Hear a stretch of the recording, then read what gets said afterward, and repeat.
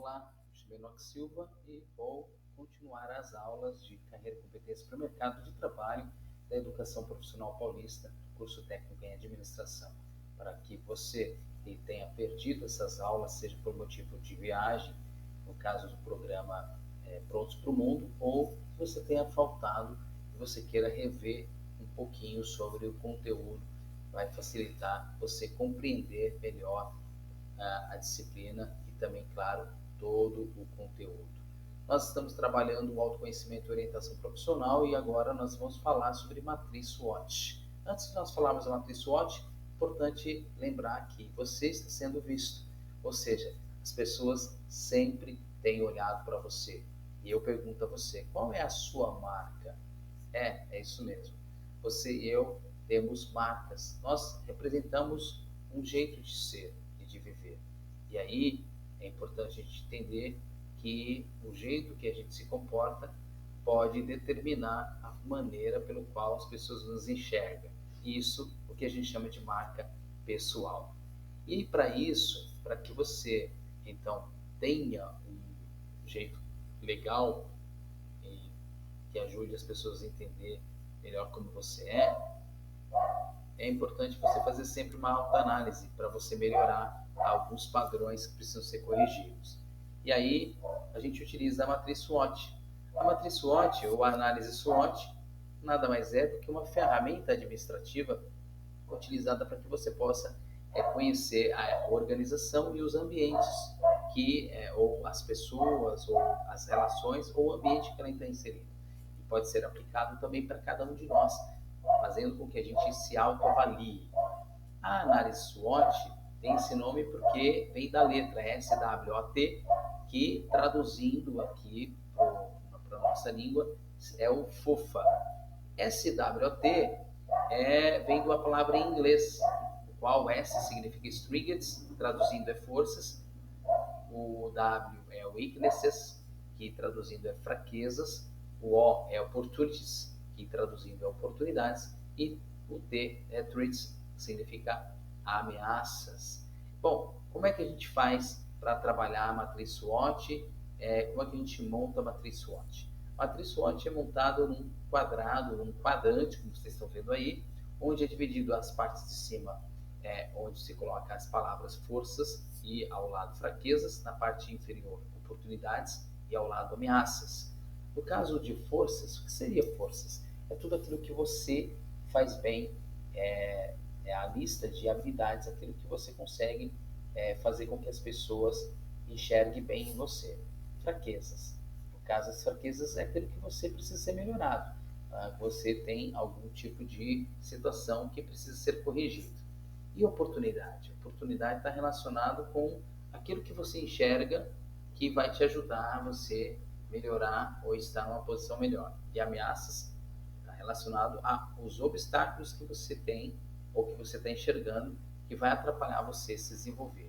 Então, quando a gente faz análise, a gente faz uma lista de situações. Por exemplo, nas forças, eu vou colocar as minhas forças. Dando exemplo aqui da Ana Lisboa, que é a pessoa com a qual a gente sempre faz análise aqui nos nossos cursos, no nosso curso de administração. Bem, as forças, dando exemplo aqui da Ana, ela, por exemplo, gosta de ler, ela é uma pessoa que é muito proativa, e dando exemplo. Fraqueza dela, como ela é tímida, ou ela tem dificuldade de falar não para as pessoas. Isso é ruim, porque quando você não fala não, às vezes, você fica muito atarefado e deixa de entregar as coisas que são importantes, que você considera como relevantes para a sua vida.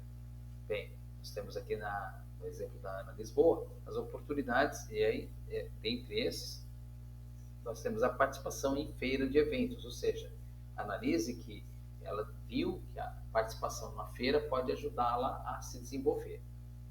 E ameaças? Dando exemplos, a ameaça ela coloca como dificuldade em conseguir vaga de estágio devido à falta de experiência. Então, uma ameaça a falta de experiência para que ela não consiga o estágio.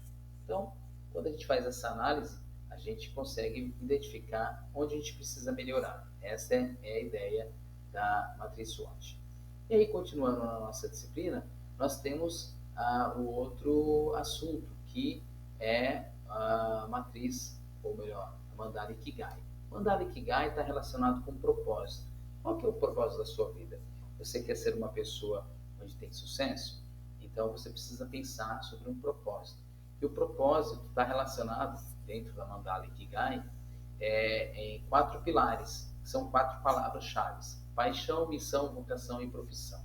Nós vamos falar um pouquinho sobre isso para deixar mais claro para vocês.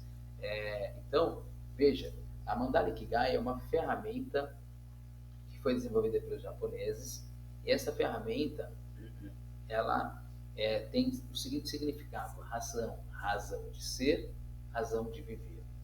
Então, veja, para nós nos autodesenvolvermos e vivermos bem, não basta a gente ter um emprego e ganhar bem. A gente precisa ter um emprego ganhando razoavelmente satisfatório para que a gente possa se manter. A gente precisa viver com bem-estar, viver bem. Para isso é necessário a gente ter propósito. E a Mandala Ikigai nos ajuda a considerar esse propósito. E por isso que dentro da Mandala Ikigai você tem a razão de ser, de viver, quando você reúne 4 pontos principais que a gente chama de pilares, né? Como no caso a paixão, missão, vocação e profissão. O que significa cada um desses? Por exemplo, quando eu trabalho num ambiente e eu tenho facilidade de trabalhar, e trabalho bem, os resultados são favoráveis, eu tenho uma vocação. E ali onde, de alguma maneira, as pessoas são favorecidas com o meu trabalho. E eu também sou favorecido. Isso é vocação. Agora, quando eu faço isso e eu ganho dinheiro, eu tenho que relacionar isso a uma profissão. Então, a profissão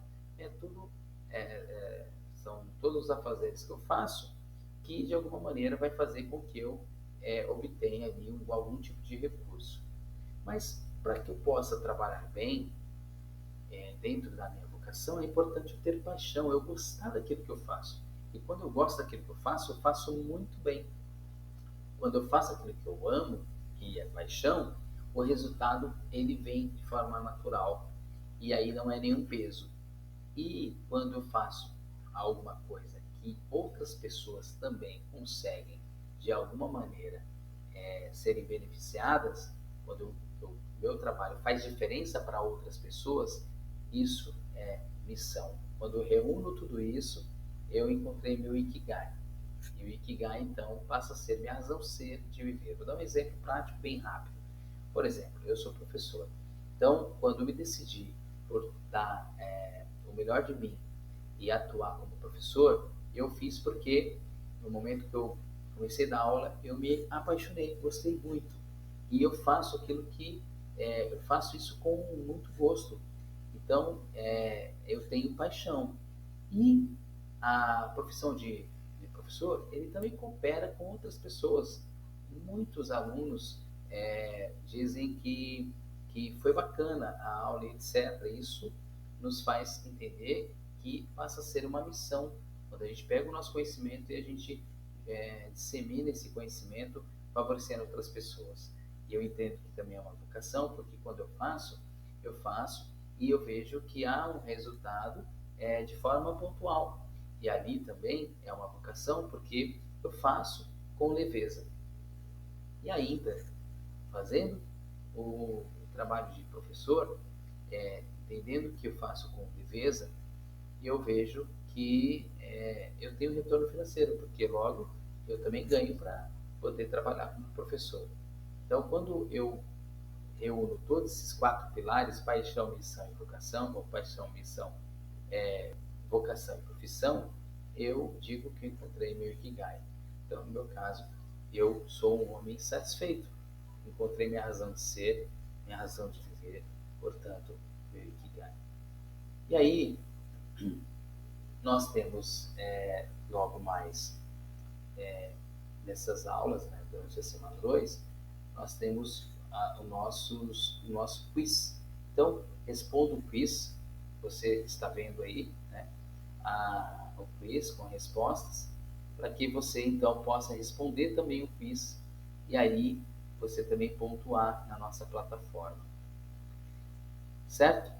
Muito bem, agradeço a você por mais este encontro e espero que você consiga desenvolver as atividades.